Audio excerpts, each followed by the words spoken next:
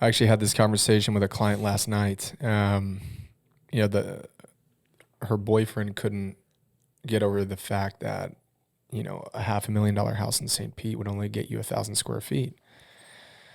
And I was like, listen, 10 years from now, when you tell someone you own a home, they're going to be like, oh God, you own a home? I'm never going to be able to own a home. I'm stuck in government subsidized housing because rent's just so expensive and owning a home is even more so. So you believe in that thesis. I'm aligned with you. I'm aligned with you. I solely believe. I think groceries in the next 20 years will be $1 million a year. I mean, yeah, inflation's not going away. I put a thing out. It was a little like reel or whatever, a short form of one of our podcasts. And I was talking about how I think houses on Bayshore Boulevard will be $60, $80 million in my lifetime. I'm not talking about tomorrow. I saw that. Who's that PE guy who bought that house, paid like $5 million over it, and he relisted it for like $60 million?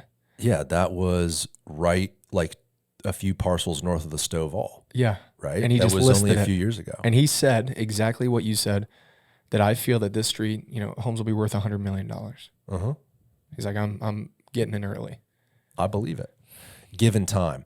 People also have to keep in mind, why does inflation occur? Well, it occurs because a large part of government spending is our GDP.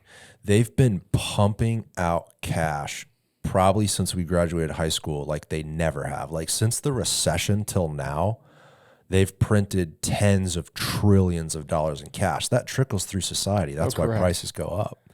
I think you're right. I think one day, could be as soon as a decade, probably a little longer. I do believe that if you own your home, it's going to be like, whoa, wow, you own your own home. Yeah, like a king owning a castle. Yeah, literally, man. Literally, especially if they keep letting these hedge funds buy single family homes. They have ambitions to own significant market share of American single family. Yeah, which I get for them, right? Yeah, me too. I did read one fund.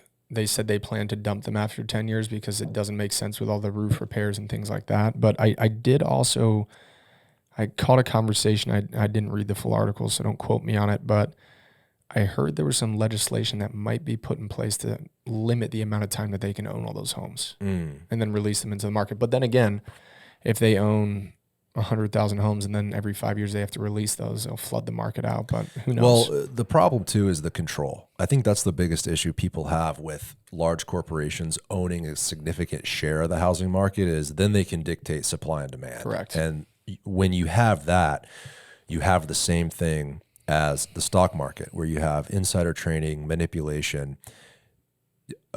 As an example, word gets out, hey, we're going to dump these 5,000 homes. Go ahead and sell. Tell your friends, whatever, get out now. like all that type of shit. Can you pull up that article? Look up legislation, hedge fund, 10 years, and that should pull up an article that you're talking about, Josh, because I think what it actually says is they would force certain corporations to sell off their portfolios after 10 years of ownership. But like you said, that's a big issue if you're having thousands of homes come to the market.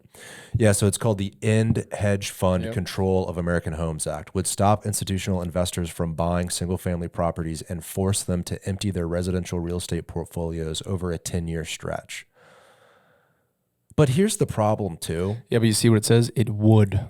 It would, right. It's not. So it's not enact. It's not a law yet. No. It's just a bill. You also have to keep in mind, and I think a majority of Americans have realized this over the past few years, especially since 2020 and that election, our fucking whole government's corrupt. I mean, it's crazy to say, but the deals that are getting done and the shit that Congress is fighting over and pushing through, there's no way if the people could vote on these bills, this would have been passed in a second. But I guarantee if you watch this, you're going to have a certain percentage of Congress members that will vote no. And then you look at, they have interest. Well, yeah. Who's paying on those congressmen's campaign? Oh, it's BlackRock, Blackstone, all these companies. Dude, I have always said, if politicians want to make their pockets fatter, that's fine as long as they take care of me. Yeah, right. If they're taking care of the people and we're thriving and we're doing well and they're upfront and honest about policies and we all have our fair chance, like, could you imagine America that they profit shared part of taxes back to businesses that pay their taxes on time? everybody would work and pay their taxes. People would work harder. A world like that would be incredible. Yeah, I don't believe it's I don't think it's a tax issue. I think the issue is the spending. I mean, if we had perfect... Well, it's definitely the issue is the spending for sure. If we had perfect schools and roads and everything was beautiful and new and we didn't have crumbling infrastructure and a pothole on every fucking street corner, people might not worry so much about their taxes. They might believe, hey, I'm paying a share of taxes. And it's going somewhere. Yeah, it's going somewhere for a good cause. But that's not what is happening. I think the spending is the reason why people are pissed. So do you have friends that are in government or contracts or anything like that? Yeah, a couple. So one of my buddies in particular that's in tech, he shared this story with me, and their plan is, after they go after these governing bodies because they know they have a certain amount of budget. Well, if they don't spend that budget, they have to give it back, and they might not get that budget next year. So they just spend it to spend it. Yeah. And I'm not talking about $100. I mean, 20 million. It's absolutely insane.